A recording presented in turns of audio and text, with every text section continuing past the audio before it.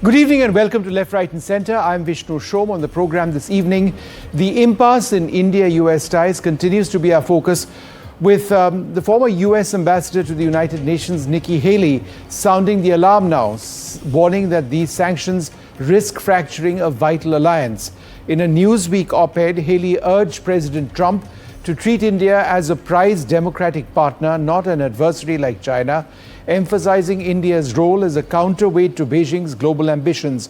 She called the tariffs a strategic disaster, noting India's potential to reshape supply chains and stabilize the Middle East. Now, New Delhi has consistently defended our energy policy as being a national necessity. As ties strain, Haley's plea for urgent talks with Prime Minister Modi underscores the need perhaps to mend this critical partnership, but has the damage already been done, and if so, to what extent? We have a panel with us, but first I'm joined by Ambassador Javed Ashraf. Thanks so very much for being with us. Thank you. I don't know, I know that you can't quantify this in a 1 to 100 scale, but let me still ask you, just how bad is the relationship with America now compared to what it was a few weeks back? It's difficult to quantify, but actually it is in a pretty difficult space.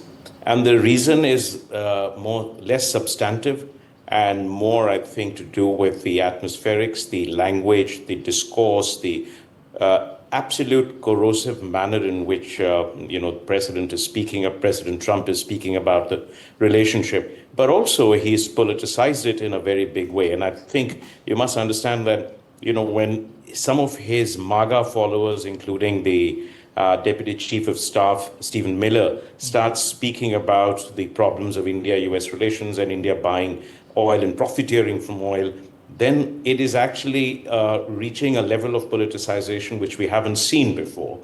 And chiefs of staff and deputy chiefs of staff barely ever comment on international relations. But you're seeing that happen. You're seeing the chorus in which the Treasury Secretary and others are speaking. So so I'd say that that what you are witnessing is, in a sense, a difficult situation for India and the United States to engage in a mature, restrained, calm discussions about the respective points of view, interests, etc. Because don't forget that India also has a prime minister, and the government also has a domestic political constituency. We recognize that there are three sets of variables at play. There is the political, there is the economic, and there is a geopolitical factor at play. And in a sense, to borrow a term from mathematics, the linear programming, we have to optimize taking into account these three variables. And I think because of the manner in which the salvos are being fired, and quite frankly, in a way which is pretty hypocritical, because if you see President Trump, in the manner in which he laid out the red carpet for President Putin without actually any concessions being made, the, in a sense, willing suspension of disbelief about President Putin's intentions, or the fact that the US continues to deal with Russia, buys critical items that it needs, You're right from the beginning, after 2022, allowed or exempted certain countries from buying piped gas, apart from LNG. So all of this is playing out. You've seen China, and a very, very specious argument being made about China being, there already. Turkey, a NATO member, a major buyer of oil. So I think all of this, when it is seen, actually vitiates the atmosphere in a way which makes it difficult for a conversation. Let me tell you, this is very different from 1998. When there was a strategic, people often draw comparisons with it, Vishnu, but I think there are lessons to be drawn from it, but not necessarily that the two can be equated. Even then, Madeleine Albright spoke about India, then Secretary of State, digging itself into a hole from which it will be very difficult for India to come out. But at the same time, they actually reached out through Stroke Talbot and engaged in a very mature conversation that redefined the terms of engagement. No, but Ambassador, let me ask you, I understand that, let me ask you this, is there a logic in suggesting that India waits out the Trump term, that the relationship is strong enough to weather whatever Trump has to say or his people have to say? It's been decades of work in this relationship. It's premised on a whole lot of things. Yes. And that while it may never be business as usual, perhaps not for years, it will come back to a level of, of evenness which works for us. So I think one point, of course, is that you remember nothing. We always think the present is permanent. So it is always something to bear in mind that there is a long term. In the United States, there is a very peculiar habit of thinking sequentially and linearly. So they look at problems in short-term, sequential manner.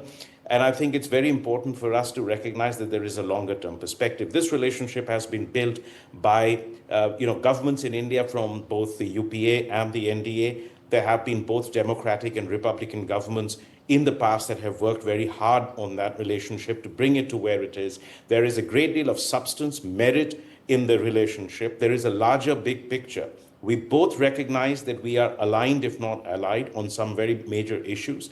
And I think two things we must do. We have to continue to work the very broad range of institutional mechanisms at official levels. We have to continue to focus on the very multidimensional aspects of the relationship and on the substance that we have built, and not get sort of completely, in a sense, held back by what you are seeing as this volley of rhetoric at the political level. Admittedly, we need to speak also on trade issues, because there is $48 to $50 billion of exports and jobs and livelihoods that are at stake. But we have to do this in the short run with the Trump administration without sacrificing our core interests on the sensitive sectors, or, I might add, sovereign choices. Yeah. India, as an independent country with a strong DNA for strategic autonomy, must continue to exercise strong sovereign choices, as we have done in the past whenever we've had differences with the United States. So short term, continue to engage. Long term, you will find ways to bounce back, because I think the fundamental merits are there. But this is also a wake-up call that you should not, you remember the vicissitudes of this relationship, of a great power relationship which has global interests, tells you that we must shield ourselves from that level of dependencies that build vulnerabilities for us. And I think that is why we must continue to maintain a multi-alignment policy, a very diversified relationship, continue to focus on our relationships with other major powers, our extended neighborhood with Europe. These are very Africa and Latin America, because these are also extremely important for India. Sure. To aspire to be what it wants to be. And it also gives you, by the way, that by building this strategic choices, a degree of leverage with the United States that you would sacrifice if you get over-dependent on one relationship. Okay, Ambassador, thanks very much for sharing that perspective. Thanks very much indeed. It is indeed, I would use the word crisis perhaps to talk about the relationship right now. Not many have used that word. Perhaps that's where we are. Hopefully it will be fixed. Thanks so very much for being with us. I'm also joined at this stage by Ashok Malik, Christopher Terry, and David Sofair, a Republican strategist. I'd like to thank you all very much for being with us. Mr. Sofair, let me come to you first. It's really shocking for many of us in India, particularly those of us who believed that the India-America equation would be really substantive, to see a lot of the rhetoric come out of America. India and America had a special relationship. Is that over?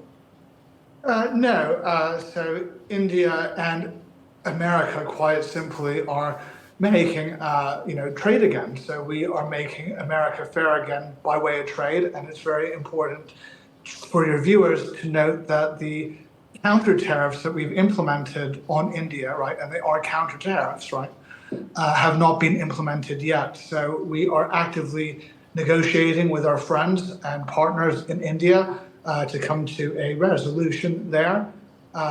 Secondly, Russian oil and Russian safety, Ukraine safety, and fair trade there is a very important thing.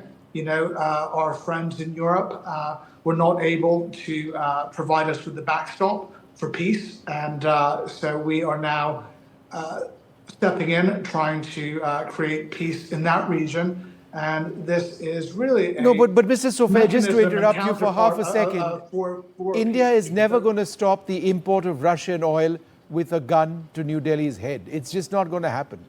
That being the case, America can keep talking, but it's not going to happen. Therefore, what is America going to do?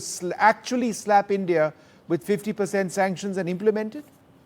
Well, I mean, that's a discussion that's ongoing now, so we'll have to wait to see how that unfolds. I mean, these sanctions have not been implemented yet, and they're ongoing. So we'll have to see how that unfolds as we are actively seeking, we're actively seeking for fair trade. All right. And it's important for your viewers to know that these are also reciprocal tariffs as well. So no, India wants free trade. We We were a couple of signatures away from that free trade deal happening. Those talks have broken down. The American delegation isn't coming over here. It was almost a done deal. It was just the I's which were being dotted, the T's which were being crossed. It's this 25% sanction over and above which is the issue. It's not the trade issue. That was being resolved quite amicably after many rounds of talks. I think it's the oil thing which has thrown the entire relationship off. But bear with me, Christopher Clary with us at this stage. How would you assess where India-US ties now stand, Christopher? These are troubling times, the memories of this period, though I do think the period will not, hopefully endure that much longer. I think the memories will linger, and Ambassador Ashraf was persuasive on the fact that it will probably reinforce India's desire to maintain multi-alignment. In my assessment, the relationship has broken down because there has been some sort of difficulty with trust at the very top. I don't think the relationship has the same difficulties at the bureaucratic level. I don't think it has the same difficulties at the societal level, but we are in a period where the Prime Minister and the President, that relationship is not functioning as well as it was as recently as Prime Minister Modi's visit in February. So I think that to repair the relationship involves both some concrete, perhaps discrete concessions on the Indian side. Some of those things I think can happen behind the scenes, as well as some discrete conversations at the highest levels, as well as probably some public statement that relationship between the Prime Minister and the President is back on track. Sure. That's going to be hard to engineer, but I think it's in the interest of New Delhi and Washington to engineer that outcome. Ashok, the relationship between Trump and Modi was something that, both leaders have spoken about any number of times. Has that essentially gone for the moment? Thank you, Vishnu. Thank you for having me here. Vishnu, unlike a lot of other people, I've never been a great one for talking about the personal chemistry between prime ministers and presidents in the India-US context. Every Indian prime minister since Narasimha Rao, or at least Vajpayee, and every US president since Clinton in the second term, have made an attempt to get to know their opposite number and work for their country's sake with the priorities of the other person, the other man. They've always been men. Prime Minister Modi has worked with President Obama, President Trump in his first term, President Biden, and this has been reciprocated by US presidents as well. So these individuals have all been very different. Manmohan Singh and George Bush were very different as individuals, but their countries needed them to work together, and they did. President Obama and President Modi were very different individuals, but they worked together. So I don't think personal chemistry, but it's a very cute media clickbait headline, is really so as important in the Indo-US context as the substance of the relationship and the political trust that has provided a protective layer almost on a technology and business relationship that has continued apace. That technology and business relationship will still continue and still advance because those links remain very strong and are largely in the private sector or at the technical level. But the fact is the political trust at the top, the political communication at the top has broken down. And some of the almost reckless comments we've heard from the White House, from people around the White House, from US administration officials in recent days have not helped. They have made it more difficult for any government in India to come up with more concessions or compromise to what is already seen to be a fairly good trade offer from India, which has not been responded to by the White House. David Sofer, in all of this, China seems to really working its relationship with India. We've had a horrible relationship with China certainly since the Galwan crisis of 7 odd years back. But Beijing is now talking about rare earths with India. They're talking about finding a solution, both sides, de-escalation along the line of actual control. They're talking about visas for businessmen and tourists. They're talking about direct air flights resuming. The Prime Minister goes to meet President Xi in China at the SCO summit in a couple of days. There's a vacuum in international relations, and China seems to have moved in. The India-US relationship has been premised at one level on China being seen as an adversary. Go ahead. Well, sure. I think that when it comes to China, they could pick up, some of the slack. But again, it's buyer beware. So we have to see how that unfolds as well. It's important to note that China is in a crippling depression over there, so they're having a real tough time with their GDP and all of that, and their manufacturing has gone way down. So you have to see how that unfolds. But I think that the India-American relations has not dissolved. It will continue to grow, and I think that this is like everything else in this fast-moving pro-American and pro-world peace administration. That you have to understand that these are negotiation tactics, and I don't think it's a permanent thing. I think that Indo-American relations will continue to grow, and we have a lot of shared common interests.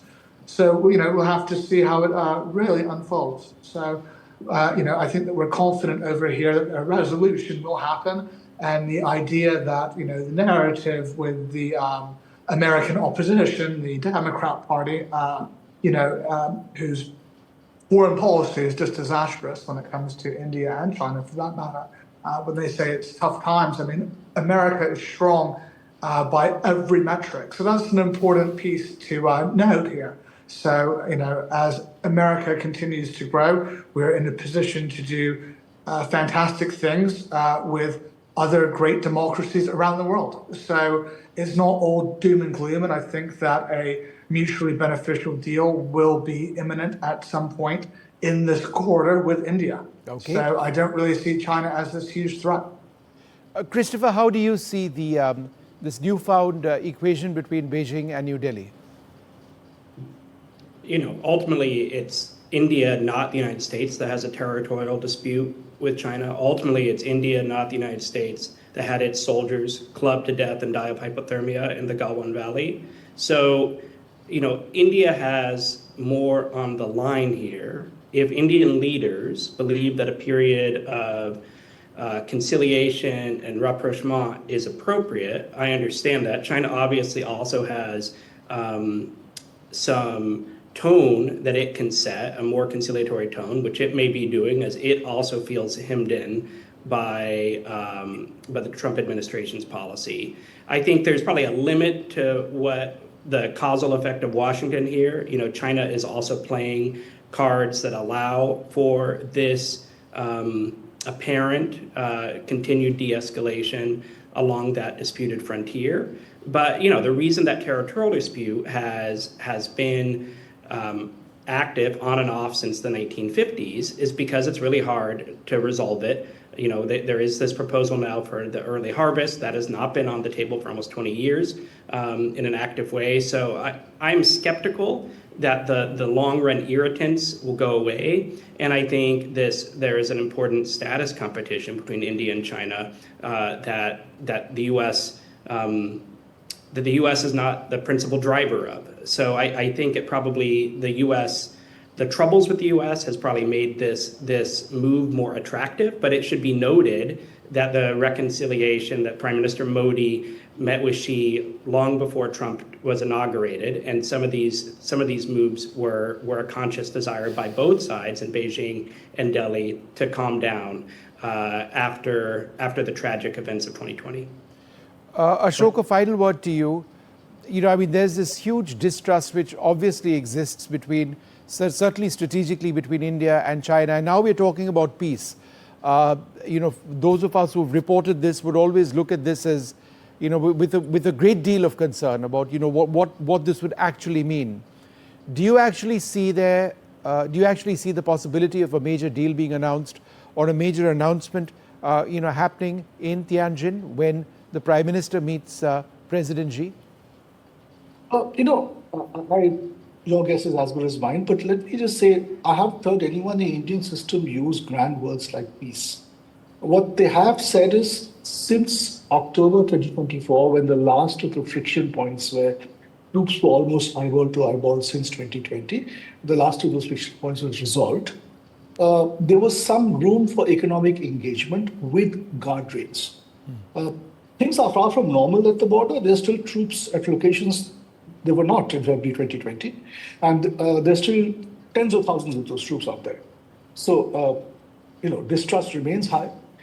Having said that, there is room for some economic activity, especially in areas where import or collaboration with China or JVs with China for components, for intermediates, for intermediary goods, for boring machines, for engineering equipment, for Indian manufacturing plants can continue, can advance. This does not mean collaboration in critical technology areas such as telecom or robotics or AI, for instance. So it is collaboration, it is cooperation with guardrails, which is what many other countries, especially countries in the West, are doing with China.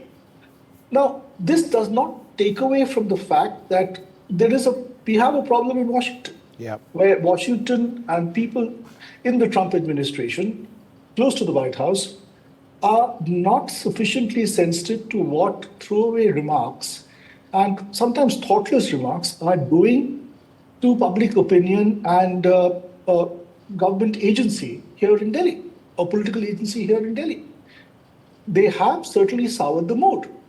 And they've put at risk 20 or 25 years of very hard work on both sides. So I'm not sufficiently optimistic that all of this can be vanish in a couple of weeks and we can go back to things being normal with just a phone call. The action has happened, which will have a reaction. I don't think folks in Washington are quite getting it. Yeah. No, I agree. I mean, it's not going to be business as usual for some time. We'll leave it over there. I'd like to thank you all very much for being with us. Interesting times, a massive churn in international relations. The Prime Minister headed to China for the first time in 7 years. People in America appealing, Nikki Haley now to the US President saying, treat India properly, treat India as a prized democratic partner, not as an adversary. India is not China. But Trump seems to, have a mind of his own, which he clearly does. Where does that leave America and India? We'll leave it there. More coming up.